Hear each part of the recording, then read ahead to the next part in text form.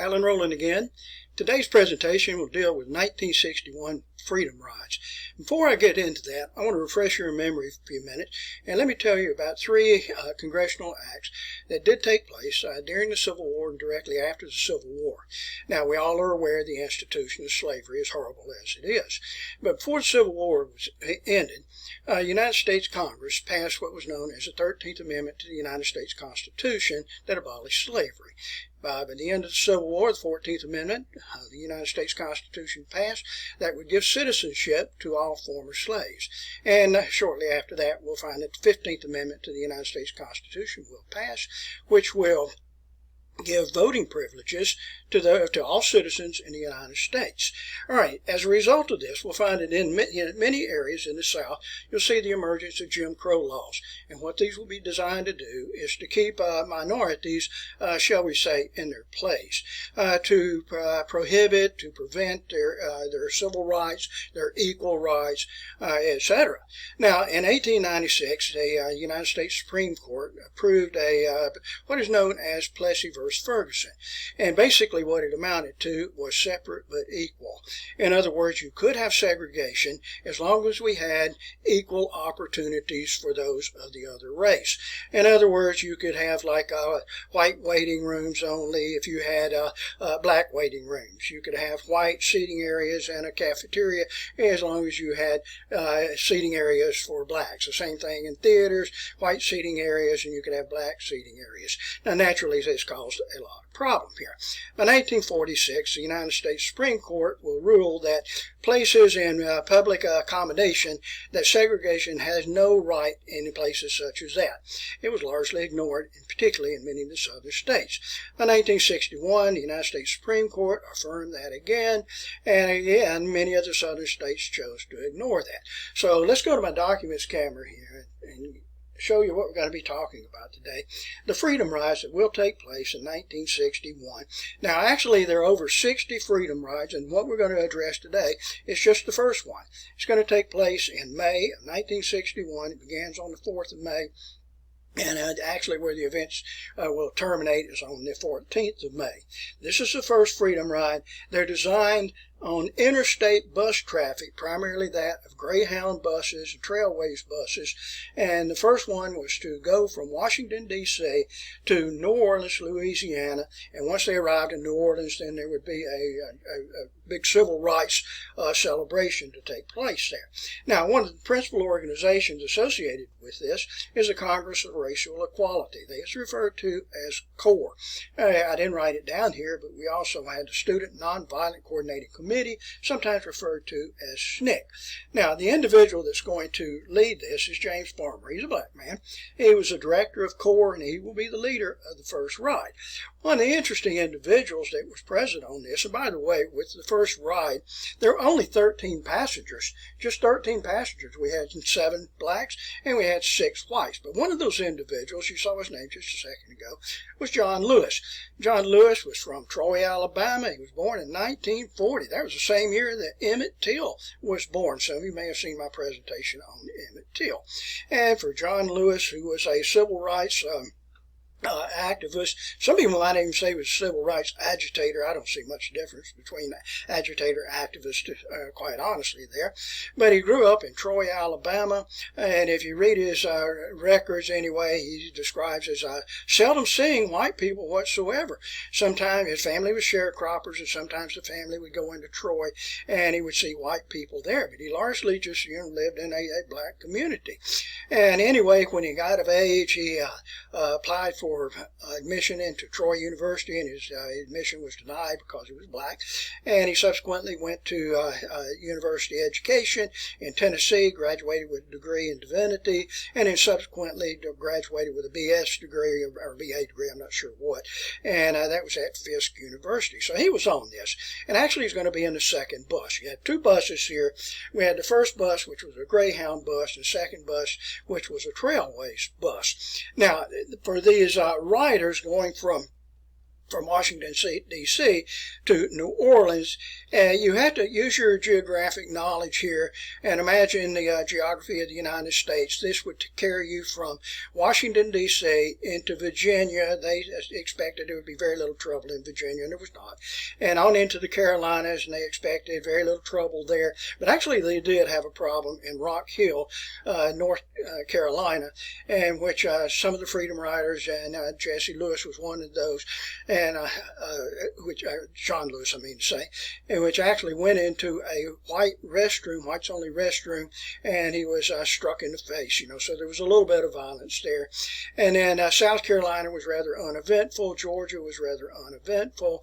And then let's carry ourselves to Atlanta, Georgia. Atlanta, Georgia, on the early morning of the 14th of May in 1961.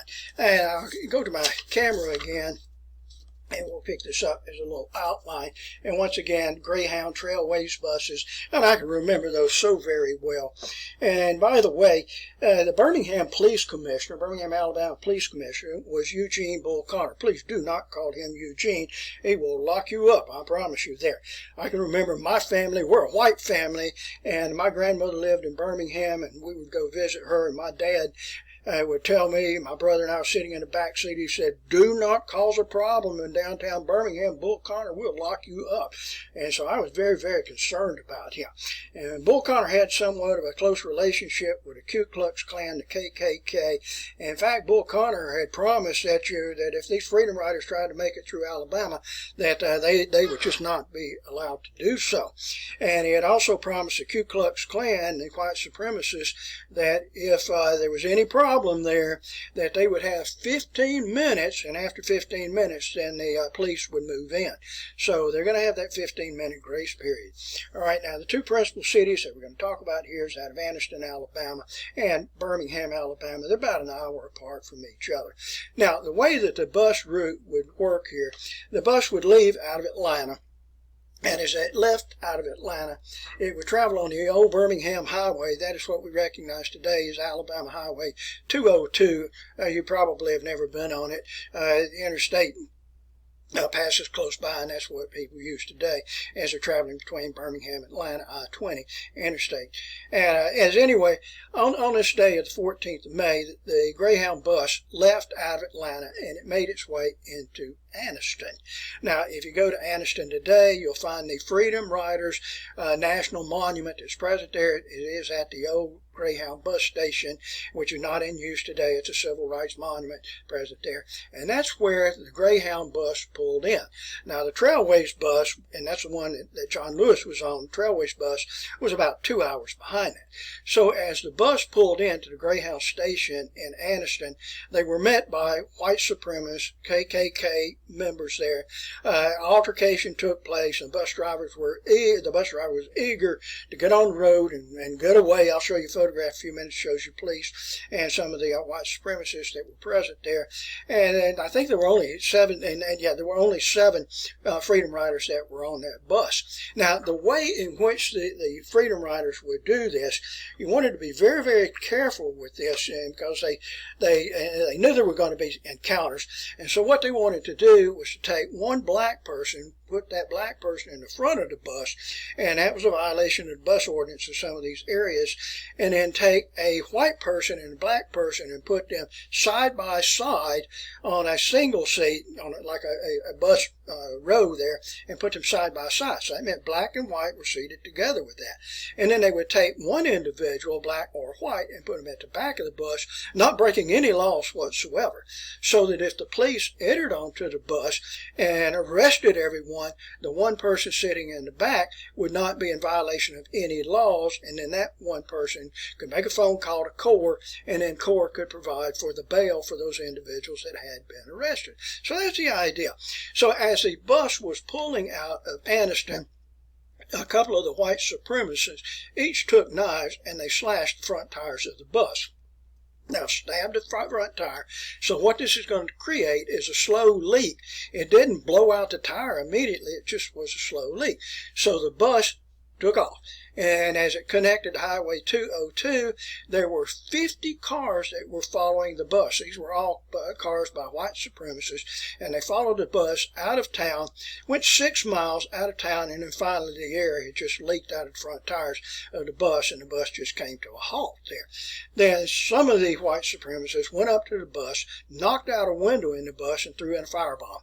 And when this took place, of course, this set the bus on fire from the inside, and the 7 individuals inside were trying to escape, and of course white supremacists were holding the bus doors closed so they could not escape, and then they finally allowed them to exit the bus. And when they did so, the white supremacists beat those individuals that were present on the bus. The only thing that saved them, the highway patrol arrived and fired warning shots up into the air, and then they that broke that up. All right, so that was the end of the first part here. Now, I'll show you some photographs of this in just a little bit. By this time, the second bus, which was actually about an hour behind, second bus had arrived at the Trailway Station in Anniston, Alabama. Now, that's located about a block north of where the Greyhound bus station is. I did not see any historical markers there when I was there a short period ago anyway. And when they stopped at the Trailways bus station, white supremacists actually entered into the bus, and the Freedom Riders were hiding in the back of the truck, in the back of the bus and trying to protect themselves. And the Klan or white supremacists gave him a thorough beating there. Well, the bus got underway anyway and drove on to Birmingham, and that's where Bull Connor, of course, had made his promise there that the buses would not pass through Birmingham, Alabama, or Alabama. And as they pulled into the Trailways bus station there, white supremacists were waiting for them. And for the white supremacists, as the Freedom Riders tried to exit the bus, they were beaten with iron pipes, bicycle chains, lead pipes, billy clubs, baseball bats, whatever the case was there. And John Lewis did happen to be on that bus. All right, so anyway, that was that there. And then finally, with a 15 minutes of grace period, the police finally showed up with that. And so that was it with that, Robert Kennedy, who was the Attorney General at that time, tried to make accommodations, tried to calm feelings here, cool things down, and make accommodations for bus rides to take place that would continue on to Montgomery, Alabama. But they couldn't get bus drivers that would be willing to drive the bus. All right, for the Freedom Riders that were in Birmingham, they were carried to the Birmingham airport, and they were going to complete the rest of their journey by flying by airplane and flying into New Orleans. And when they all boarded the airplane, then a bomb scare was phoned in saying that there was a bomb on the aircraft. So everybody had to get off the airplane. Eventually they got that ironed out, and the Freedom Riders made their way back onto the plane, and from the plane they were able to fly into New Orleans. Once they arrived in New Orleans, they could not find accommodations there, but fortunately for them, the president of Xavier University made arrangements that they could hide in secrecy and sleep in one of the dormitories that was present in Xavier University. So anyway, it was a terrible, terrible time here. So I want to share with you some photographs from that period, and I took these in Anniston at the Civil Rights Monument, and we'll go back to my documents camera here. Now, all of these, I took these are all on the wall there, which is in the alley, and yeah, you can't see these very well, so I encourage you to go up to Anniston. You can actually read these better if you're quite close. These are all on the side of a bus. Now, and I need to clarify that there is a bus mural that is painted on the wall in the alley that is present there in Anniston, and these are all like little panels for that. That's one. Here's another one that is present here, telling you about the selection process for these Freedom Riders. Here's a mugshot. This was actually taken in Jackson, Mississippi. Mugshots of some of those Freedom Riders. White supremacists that are present here. I am running out of time, so I'm going to skip through some of these and show you some of the here is the bus burning out 6 miles outside of Anniston. Here's another photograph of the bus that is burning there. And here's some of the Freedom Riders today, what they look like today. This is what they look like during those times. Another photograph of some of the Freedom Riders here.